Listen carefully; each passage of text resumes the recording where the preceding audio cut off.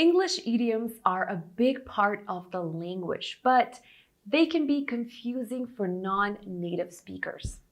In this video, I'm going to teach you 20 common idioms that native speakers use, and I will explain what they mean. So stay with me until the end and enjoy this lesson.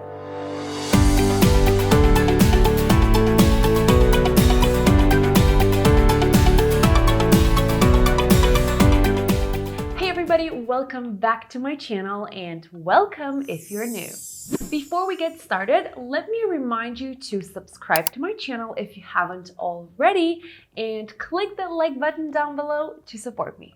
Now, without further ado, let's go.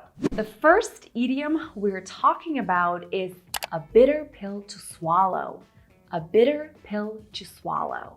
This idiom refers to something that is painful or difficult to accept.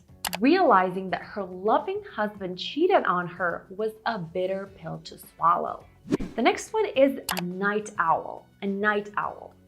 A night owl refers to a person who enjoys staying up late. For example, I'm a morning person now, but when I was younger, I used to be a night owl and stay up until sunrise. Moving on to the next one. Hit the sack. Hit the sack. Now, to hit the sack means to go to bed, and you'd use this to tell your friends or family that you're really tired, so you're going to sleep. For example, I've been working all day today. It's time to hit the sack. The next one is lose your touch. Lose your touch. Now, to lose your touch actually means that you lose an ability or talent you once had when dealing with things or people or situations. Now, we use this when you are usually good at a certain skill or talent, but then things start to go wrong.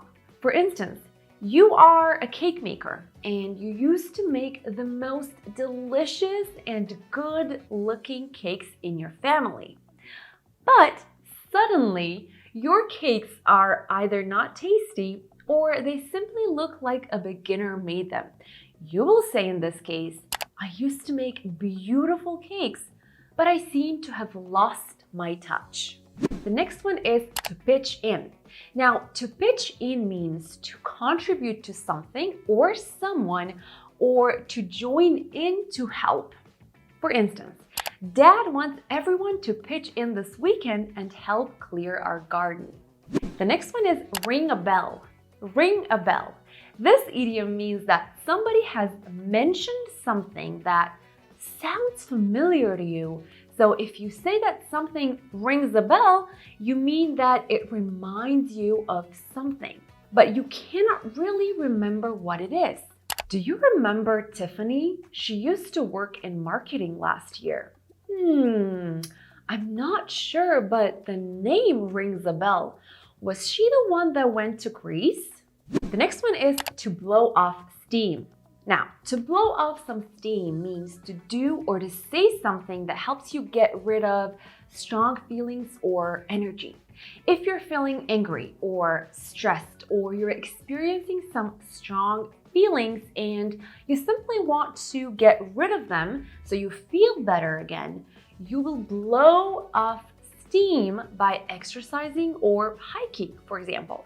She was under extreme pressure, and I told her to blow up some steam and call me when she feels better. The next one is cut to the chase. Cut to the chase. The meaning of cut to the chase is to get directly to the point, leaving out all of the unnecessary details.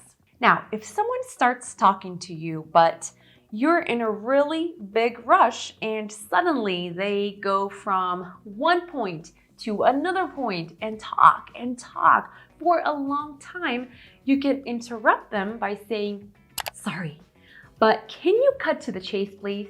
I have a meeting in 5 minutes. This means, please get to the main point. I need to be somewhere else.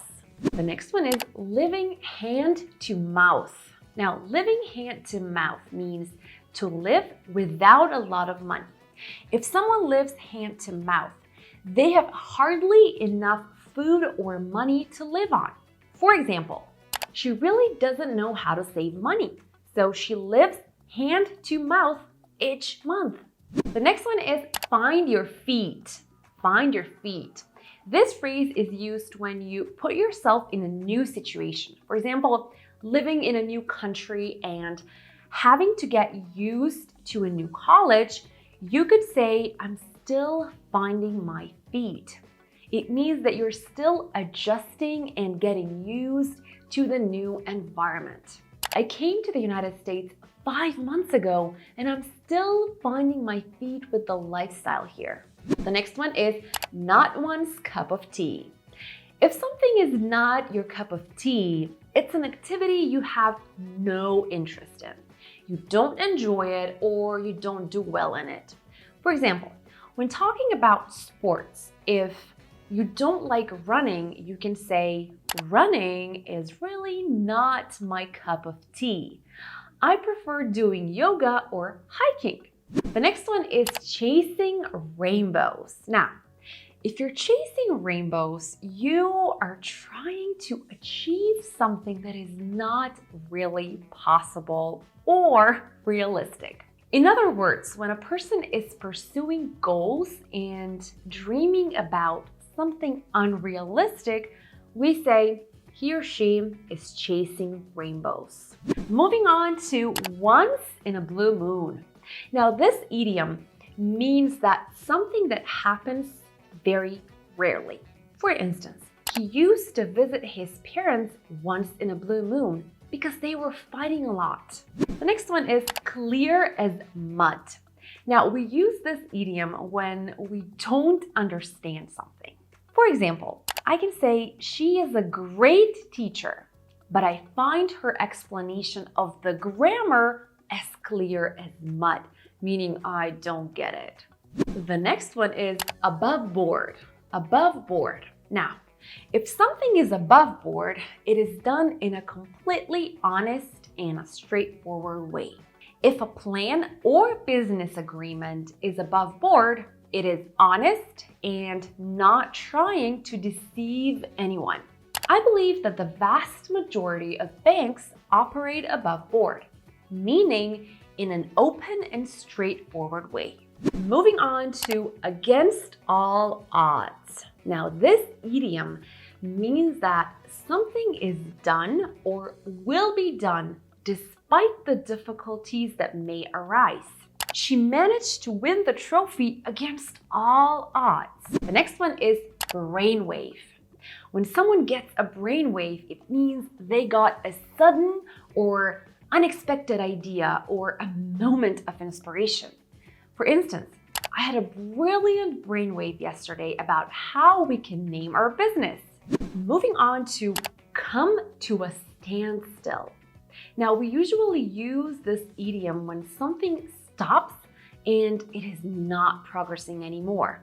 It usually refers to something that is progressing, but then it slows down until it finally stops, like work, traffic, or negotiations. The airplane finally came to a standstill and we immediately evacuated through the emergency exits. Moving on to face the music. To face the music means to accept responsibility for something you have done and to deal with the consequences of your actions. After several months of sneaking in, we finally caught the thief and now he's going to face the music. And the final idiom I have prepared for you is gray matter. Now, in medicine, gray matter refers to the tissue in the brain and the spinal cord. As an idiom, if we say someone has gray matter, it means they are intelligent, they have good power of thought. David hasn't got much gray matter, but he tries really hard. Or if you only use your gray matter, you'd see that the answer is in front of your eyes. And that's it for today's lesson. Now, I have a question for you. How many of these idioms do you know, and have you used any of them in real conversation? Write your thoughts in the comments below. Until the next video, I wish you a beautiful day. Don't forget to stay zen, and I will see you in the next one. Bye.